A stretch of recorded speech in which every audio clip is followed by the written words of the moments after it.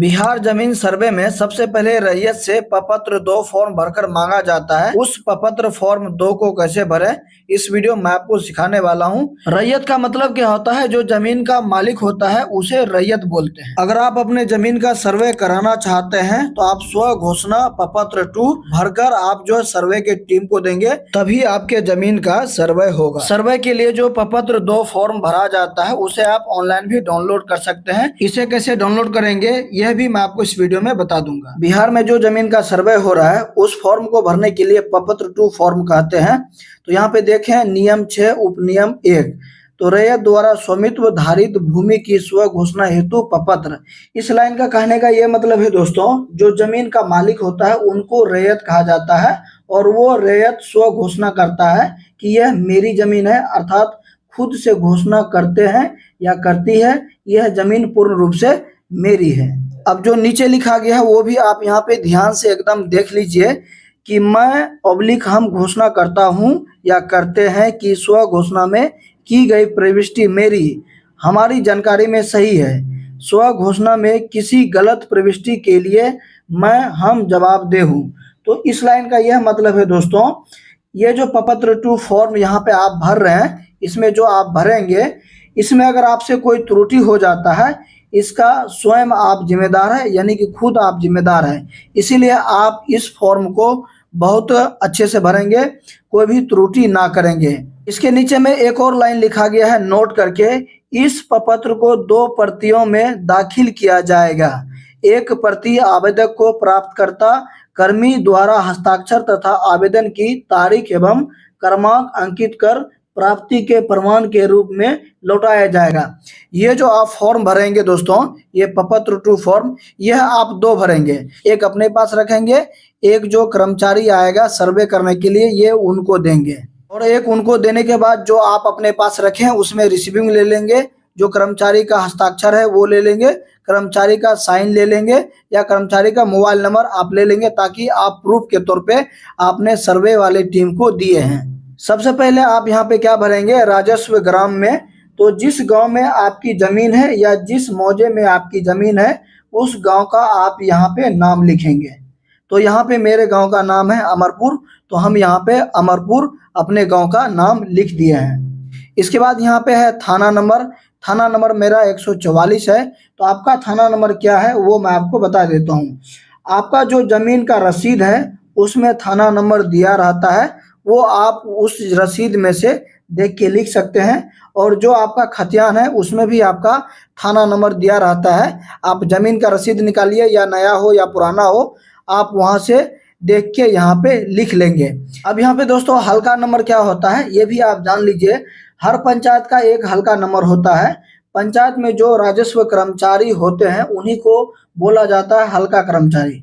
जो कर्मचारी आपके पंचायत में नियुक्त किया जाता है सर्वे के लिए उन्हीं को हल्का कर्मचारी कहते हैं।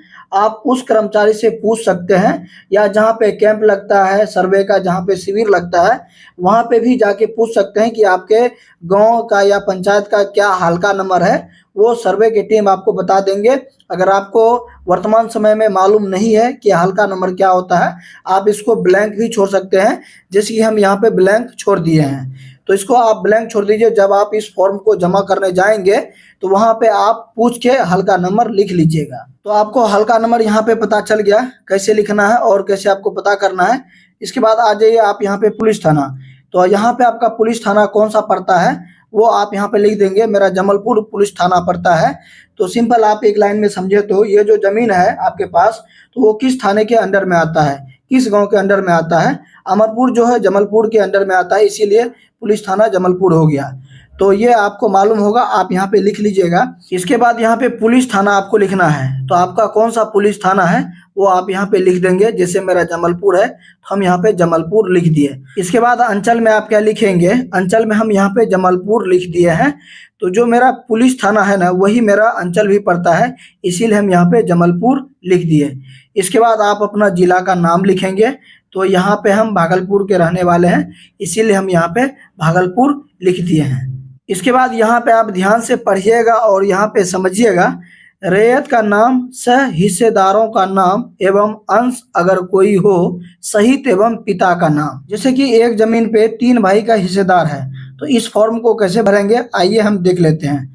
तो सबसे जो बड़ा भाई है वो मोहन सिंह है, और यहाँ पे मोहन सिंह का यहाँ पे एक पुत्र है या एक पुत्री है, यानी कोई न कोई अंश है। तो अगर उनका कोई अंश है इस समय वर्तमान समय में, तो यहाँ पे 1 दे के अंश लिख देंगे। सबसे पहले यहाँ पे 1 देंगे, उसके बाद मोहन सिंह लिखेंगे, बड़े भाई का नाम लिखेंगे।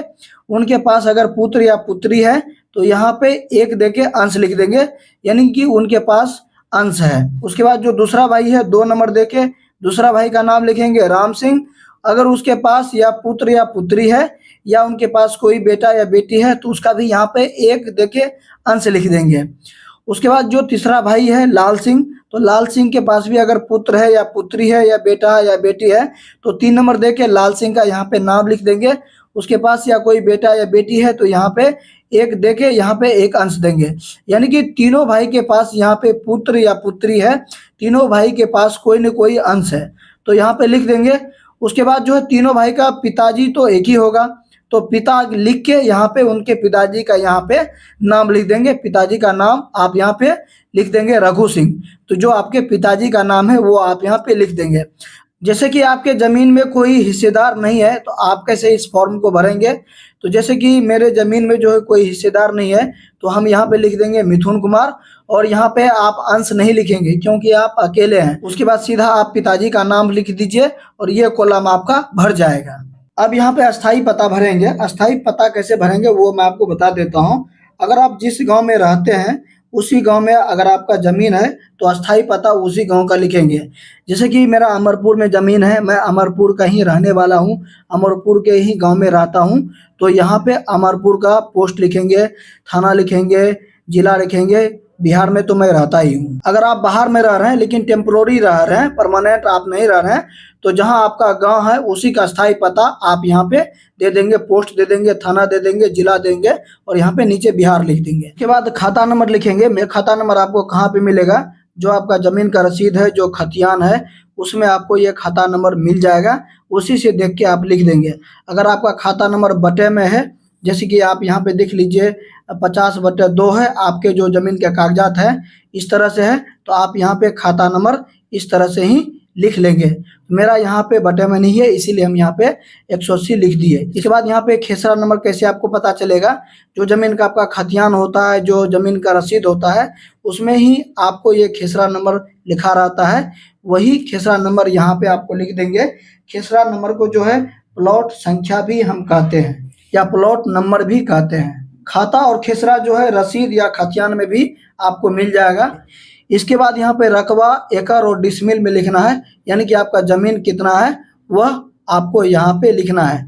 जैसे कि मेरा ज़मीन है 2 डिसमिल 1 एकड़, तो आपका कुछ भी हो सकता है, 5 एकड़ 5 डिसमिल हो सकता है, 10 एकड़ 1 डिसमिल हो सकता है। तो आप यहाँ पे इस तरह से लिखेंगे 2 एकड़ 1 डिसमिल, तो यहाँ पे हम लिख दिए हैं। उसके बाद चौहद्दी में आप क्या लिखेंगे, तो चौहद्दी क्या होता है यहाँ पे आप थोड़ा सा समझ लीजिए। जैसे कि ये ज़मीन है, ठीक है, ये ज़मीन है, ये जैसे कि पूरब हो गया, पश्चिम हो गया, उत्तर हो गया, दक्षिण हो गया। पूरब में आपका कौन है, पश्चिम में आपका कौन है, दक्षिण में आपका कौन है, उत्तर में कौन है, यही लिखना होता है। तो यहाँ पे देख सकते हैं उत्तर में यहाँ पे साहू सिंह है तो यहाँ पे लिख दिए, दक्षिण में सड़क है, सड़क लिख दिए, पूरब में मंदिर है तो मंदिर लिख दिए, और पश्चिम में यहाँ पे पार्थ सिंह है तो ये यहाँ पे नाम दीजिए। यानी कि उत्तर दक्षिण पूरब पश्चिम में जो भी आपके अगल बगल में है उसका यहाँ पे नाम लिख देंगे, और यह डिटेल आपको जो है जमीन के रसीद या खतियान में भी मिल जाएगा। तो फिर से मैं बोल रहा हूँ, जो आपके जमीन के कागजात है उसमें खाता, खेसरा, जो आपके रकबा यानी कि एकड़ डिसमिल में जो जमीन है, और यहाँ पे चौहद्दी है, ये सभी आपको आपके सभी डिटेल्स खतियान या रसीद में मिल जाएगा, उसी से देख के आप लिख लेंगे। तो यहाँ पे किस्म जमीन, तो यहाँ पे कौन से किस्म का आपका जमीन है, जैसे कि धनहर हो गया, व्यवसायिक हो गया, तो यहाँ पे लिख देंगे। अगर आपको पता नहीं चल रहा है कि मेरा जमीन धनहर है कि व्यवसायिक है, इसको आप कॉलम छोड़ दीजिए, जो सर्वे के टीम के पास आप जाएंगे जमा करने वही आपको लिख देंगे। इसके बाद शेष को छोड़ के लगान। तो यहाँ पे धनहर का जो है 8 से 10 लगान होता है, 8 से 10 रुपये का लगान लेता है। अगर ये भी आपको मालूम नहीं चल रहा है कि आपके ज़मीन का कितना लगान लगाया जा रहा है, तो ये भी आप छोड़ दीजिए। जो आपका सर्वे वाले जो टीम होते हैं उनको आप ये फॉर्म देंगे, वही आपको ये भर देंगे, क्योंकि उनको ये पता रहता है धनहर का कितना लगान होता है, व्यवसाय का कितना लगान होता है। तो ये दोनों आप छोड़ देंगे। इसके बाद यहाँ पे जमाबंदी संख्या आप लिखेंगे। जमाबंदी संख्या आपको जो है आपके रसीद आपके खतियान में भी मिल जाएगा, आप यहाँ पे लिख देंगे। अगर यहाँ पे जमाबंदी संख्या कंप्यूटराइज है तो यहाँ पे कंप्यूटराइज यहाँ पे ऊपर में लिखेंगे। उसके बाद आप यहाँ पे जमाबंदी संख्या लिखेंगे। अगर आपको यहाँ पे कंप्यूटराइज है जमाबंदी संख्या, तो एक बार जो है सर्वे की टीम से एक बार आप सलाह ले लीजिए, क्या हम कंप्यूटराइज वाला जमाबंदी संख्या लिख सकते हैं या नहीं। अगर बोलेंगे तो आप लिख दीजिएगा। रसीद या खतियान में जो जमाबंदी संख्या दिया गया वही आप यहाँ पे लिखेंगे। यहाँ पे ध्यान से समझिए, भूमि पर दावा का आधार यथा उत्तराधिकार, दान या क्रय या बंदोबस्त। तो यहाँ पे अगर आपका खानदानी जमीन है तो यहाँ पे क्या लिखेंगे, उत्तराधिकार लिखेंगे। अगर आपको जमीन दान में मिला है तो यहाँ पे दान लिखेंगे। अगर आपने खरीदा है तो यहाँ पे आपने क्रय लिखेंगे, क्रय मतलब खरीदना। अगर आपको बंदोबस्त के जरिए जमीन मिला है तो यहाँ पे बंदोबस्त यहाँ पे लिखेंगे। अगर किसी और तरीके से आपको जमीन मिला है तो यहाँ पे अन्य लिख देंगे। क्या लिखेंगे, अन्य। के बाद अभियुक्त अगर कोई हो तो यहाँ पे उसका भी आप नाम लिख देंगे। इस तरह से यहाँ पे प्रपत्र 2 भरना है। नीचे तो मैंने आपको बता ही दिया है कैसे आपको भरना है। तो यहाँ पे स्थान, तो जिस स्थान से आप भर रहे हैं उस स्थान का यहाँ पे नाम लिख देना है। जिस दिन आप भर रहे हैं उसका तिथि यहाँ पे डेट लिख देना है। इसके बाद यहाँ पे आप ध्यान से समझिए, ये रैयत का हस्ताक्षर, अगर वो पढ़े लिखे हैं तो यहाँ पे उसका सिग्नेचर आप ले लीजिएगा। अगर वो पढ़े लिखे नहीं है तो उनका अंगूठा का निशान यहाँ पे आएगा। उसके बाद यहाँ पे मोबाइल नंबर लिख देंगे। उसके बाद यहाँ पे आधार नंबर यहाँ पे लिखेंगे। इसके बाद ये फॉर्म जब आप जमा करने जाएंगे, आधार कार्ड का एक फोटो स्टेट करा लीजिएगा।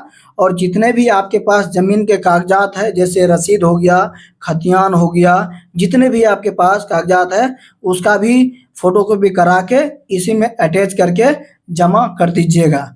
बिहार में जो जमीन का सर्वे हो रहा है तो प्रपत्र 2 फॉर्म ही भर के दिया जा रहा है, अर्थात यहाँ पे स्व घोषणा पत्र भी आप इसको कह सकते हैं। यानी कि आप खुद से बता रहे हैं, खुद से घोषणा कर रहे हैं कि मेरे पास इतना इतना जमीन है, इतना चौहद्दी है, इतना खाता संख्या है, इतना खेतरा संख्या है, इतना एकड़, इतना डिसमिल है और इतने भाई हैं। तो इसमें बहुत ही आप ध्यान से भरिएगा, कोई त्रुटि नहीं कीजिएगा। कहीं पे अगर आपको समझ में नहीं आ रहा तो वीडियो के नीचे कमेंट बॉक्स में आप बता दीजिए, हम आपको रिप्लाई दे देंगे। अगर फिर भी आपको समझ में नहीं आ रहा, नज़दीकी आपके जो गांव में अमीन होंगे उसको पकड़िए, आपको वो बता देंगे। सर्वे के लिए प्रपत्र 2 फॉर्म डाउनलोड कैसे करें, उस वीडियो का लिंक आपको इसी वीडियो के डिस्क्रिप्शन बॉक्स में मिल जाएगा। वहां पे क्लिक करके उस वीडियो को देख के आप डाउनलोड कर सकते हैं, या नहीं तो यहाँ पे भी ये वीडियो आ रहा होगा, यहाँ पे क्लिक करें, इस पे क्लिक करके आप देख सकते हैं कैसे डाउनलोड कर। बिहार सर्वे से जुड़ी जानकारी सबसे पहले आप जानना चाहते हैं तो व्हाट्सएप चैनल का लिंक आपको डिस्क्रिप्शन में मिल जाएगा, वहां पे जाके फॉलो कर सकते हैं, सबसे पहले आपको जानकारी मिल जाएगा।